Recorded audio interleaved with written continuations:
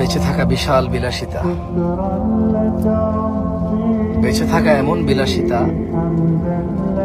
বেঁচে থাকা আল্লাহর এমন নিয়ামত যে মানুষ সুবহানাল্লাহ বললে আসমান আর জমিনের খালি জায়গাটা নেকিতে পরিপূর্ণ হয়।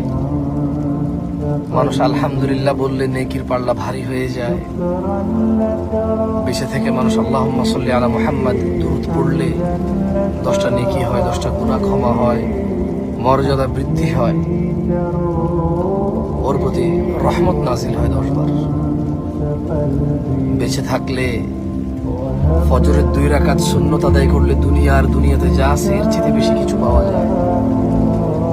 বেঁচে থাকলে ফজরে 2, জোহরে 6, মাগরিবে 2, ইশায় 2, মোট 12 রাকাত সুন্নতে মুআক্কাদা পড়লে আল্লাহ সুবহানাহু ওয়া তাআলা জান্নাতে ঘর তৈরি করবে। যে ব্যক্তি প্রতিদিন 12 রাকাত সুন্নত আদায় করবে তার জন্য আল্লাহ একটা করে ঘর নির্মাণ করবে। সুবহানাল্লাহ।